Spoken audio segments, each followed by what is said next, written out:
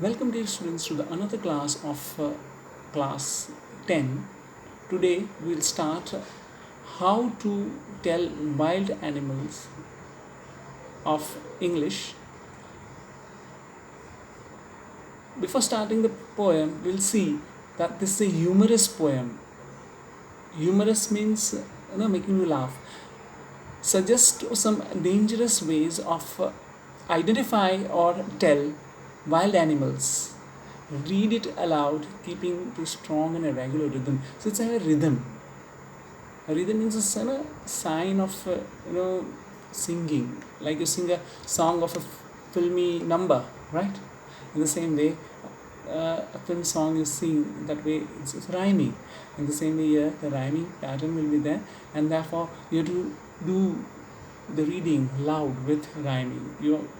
I'll show you how to do. One time I'll read, that way you do it. If ever you should go by chance to jungles in the east, and if there should to you advance a large and tawny beast, if he roars at you as you are dying, you'll know it is the Asian lion. Or if sometime when roaming round a noble wild beast greets you with black stripes on yellow ground, just notice it, he eats you. This simple rule may help you learn the Bengal tiger is to discern. If strolling forth a beast you view, whose hide with spots is peppered, as soon as he has leapt on you, you'll know it is the leopard. 'Twill do no good to roar with pain, he'll only lap and lap again. If when you are walking around, you meet a creature there who hugs you very, very hard, be sure it is a bear. If you have any doubts, I guess he'll give you just one more caress. Though to distinguish beasts of prey a novice might nonplus, the crocodile you always may tell from the hyena thus. Hyenas come with merry smiles, but if they weep, they are crocodiles. The true chameleon is small, a lizard sort of thing.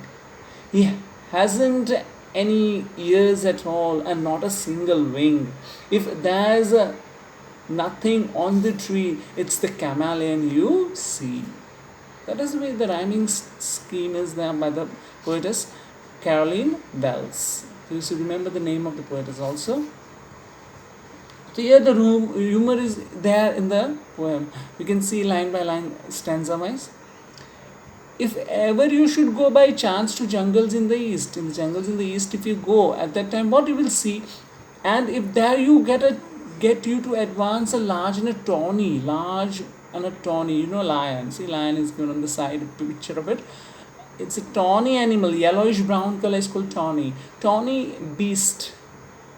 If he roars at you, you are dying. Just roaring, a lion roars at the time you feel that vibration and the fear, that frightened thing that you get into your body, that makes you as if you're dying, and you know it is the Asian lion. The Asian lion is very dangerous, a huge, with a lot of mane, whole, and strong face. It makes you.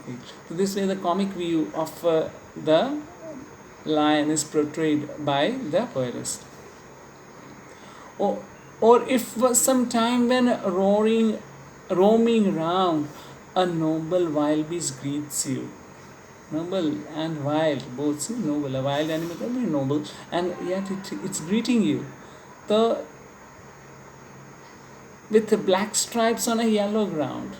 It's the skin that is, yellow, and therefore the stripes look, much more capturing or eye capturing. Thus, you can say, just notice if he eats you. This simple rule may help you learn the Bengal tiger is to discern. you recognize that is a Bengal tiger. Bengal tiger is also very famous, and therefore, the funny view of it is given here. If he dies, here, see, the dies. If he die, then how can you react? Huh? So here, the Bengal tiger is to be discerned. So the tiger's humorous caricature is created by the poetess. Moving further in the third, that is from the picture you can make it out. It's a leopard. Now, what's a leopard according to the poetess? What humor it creates? If strolling forth a beast you view, strolling is walking leisurely, whose hide with spots is peppered. Spots are peppered, whole body, dots.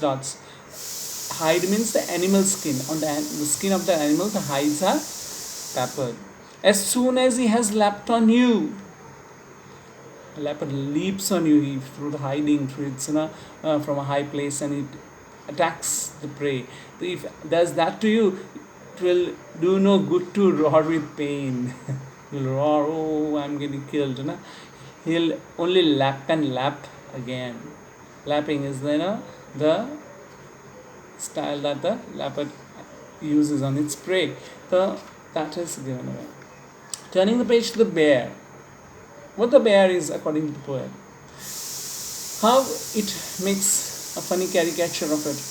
If when you are walking around your yard, you meet a creature there who hugs you very, very hard, be sure it is a bear. So when he hugs it, and hugs means it takes you into its arms. It's a huge bear it is. The bear, when it takes you, you can't take it lightly. The poet takes it as if he's giving a hug to you. Hugging, and you are caressing a cut of a bear. That makes a lot of difference, because the bear will crush your body. If you have any doubts, I guess he'll give you just one more caress. Caress means cuddle. It's cuddling. Mother does this cuddling and all this, and here the very nice. The bear is given that picture, but a bear is always dangerous. Only rarely a bear is tamed where the people can have fun with it, and it's playful. But in the wild, if you see, then the bear are very dangerous, and they kill with one blow of that forearm or like that. But that way, it is very dangerous, yet it many times caresses or hugs you very hard and then kills you. So that funny thing of caressing and hugging is given in a light way by the poetess Vaya.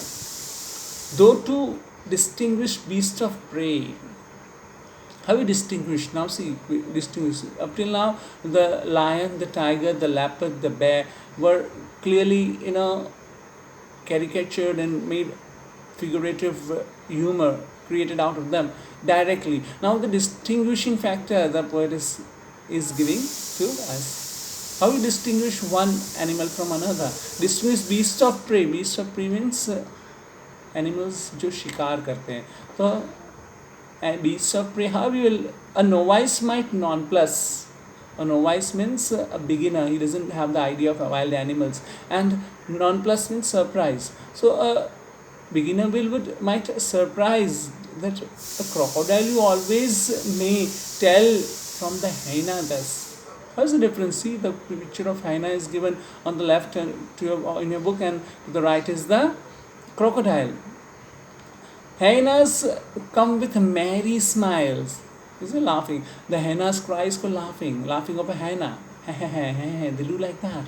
And crocodiles, as they say, when it gets its prey into its body, into pieces, and gulps it into its body, it actually, eye drops comes from the eyes, and that is compared to the eye drops dropping is compared here with the hyenas laughing, and that contrasting thing will help you to know whether it's a hyena or a crocodile. So if it is laughing, or it is giving a cry of laugh and merry smiles, then it is hyena, and if the crocodile is there, then there will be the tears coming out of his eyes. So these two thing you have to write an answer about when the distinguishing factor of the crocodile and hyena is given in the second last. The true chameleon is small. Huh? True chameleon is small. Smell is like a lizard. A lizard sort of thing. He hasn't any ears at all. The chameleon doesn't have ears, see? And not a single wing. It has not a wing also. If there is nothing on the tree, it's a chameleon you see. Can you make it out why it is said nothing on this, nothing on the tree? Why? Because the chameleon changes color according to the background, and that is the reason why even if a chameleon is hiding in the tree, you cannot make it out who or which animal in the form of insect eater is there, or the chameleon, it camouflages, and therefore we cannot know. Therefore the poetess says that the chameleon you see is nothing you will see on the tree, because chameleon, it camouflages itself in the background which color is there. So that is the end of the poem. Here the funny thing about the animals which you already know is given. Now we'll see the figures of speech in this. So the figures of speech, if you see, then the first paragraph has hardly one. No, it's not there. And the second, if we see, there are in the tiger's paragraph, the second one, or if some time when roaming round, roaming, RR sound, the consonant sound of R is repeated, that alliteration, that is alliteration. Second line also has a figure of speech the poetess has used. Then a noble beast, wild, noble and wild beast greets you. So there are two figures of speech given in this. Which one?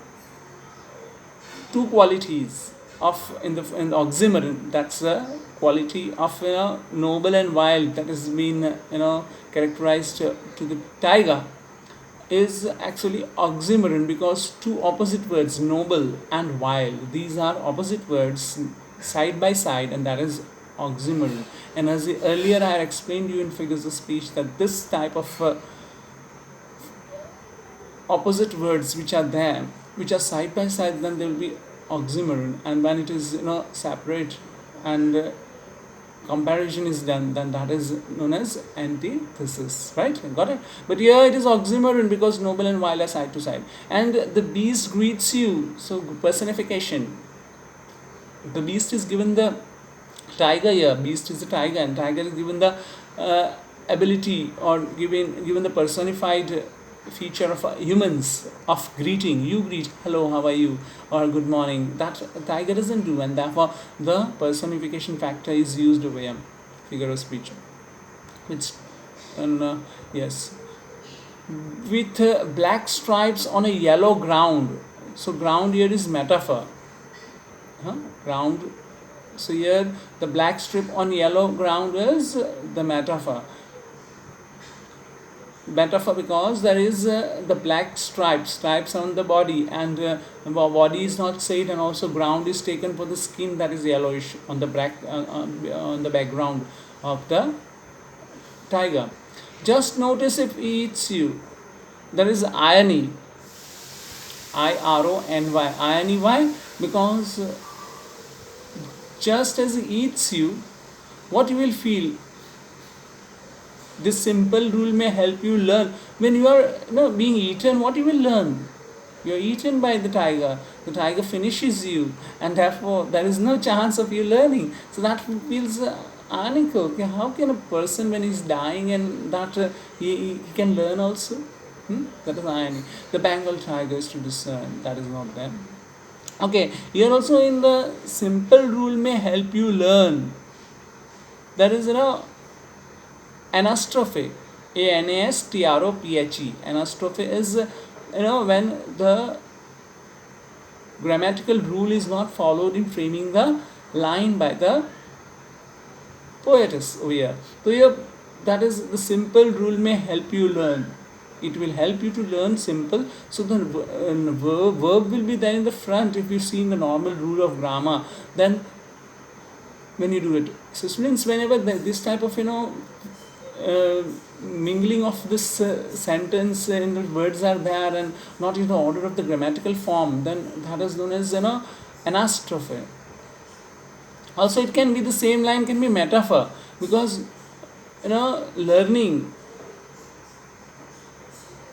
your learning is the not actually you learn, you understand. So that again the metaphor can be said of that particular. The Bengal tiger is to discern, that is there is no that. Okay, discern, you can write the meaning to recognize. Now the next figure of speech will be sprinkled peppered. So it will be in the second last line. It will do no good to roar with pain. What second last line of that page? Litorts it is. Why litorts? No good. The negation is used to describe the quality of the leopard over here. Negation is used. No good. So it's equal to bad. No good, bad. So here no good is used, so it's retorts. Next line, you only lap and lap again. So repetition of the word lap. And also alliteration, ll. So here alliteration plus repetition is there in the last line of this page number, right? The next page we move to the bear and the other animals given on the next page. So in that also in the first line is alliteration, your and yard. If when you are walking around your yard, why is repeated, so alliteration. You meet a creature there is no repetition, is also there. Two lines are taken, then repetition, two words are there, so you can take the two lines together, then that will be repetition. Okay, which word are repeated, that you can make it out from the two lines. Now, who hugs you with your in the heart? Okay, again repetition is there, very very hard repetition. And also personification, can you say hugging is done by hug, as I told you, is a human's hug, animals don't hug you. Okay, so that's why embracing is done by humans. Bears will crush you by hugging, so that's not equal to hug that we men do, or humans do. So be sure it is so that repetition and personification, that who hugs you very very hard, that line. Okay, then to differential, these two lines are anastrophe, beginner and non-plus. Go to distinguish beasts of prey. They are anastrophe, because the crocodile you always may two lines taken together, though and no eyes together, then the crocodile and tell from, that two lines, and hyena and but is there, but Mary smiles, he may with his merry smiles. Okay, so weep and cry, two lines taken together, there is also antithesis. See, hyenas come with merry smiles, but if they weep, they are crocodiles. So smile and weep, got it? Two words in that. Okay, and it can be also taken as personification, because merry smiles are given by the humans, okay, so that will be also personification, merry smiles and weeping of the crocodiles. Okay, that two lines also constitutes the figure of speech personification. The true chameleon is small, a lizard sort of thing. So it's a metaphor. Chameleon is compared with the lizard. Two lines together. The true chameleon is small, a lizard sort of thing. Okay. He hasn't any ears at all. He hasn't any ears. Negation is used. No ears, has not any ears. That is not in that, as in shortened form, and that is litorts. And not a single, and lots also. If there is nothing on the tree, nothing, there is also litorts. Second last line, and the last line of the poem is It's a chameleon you see.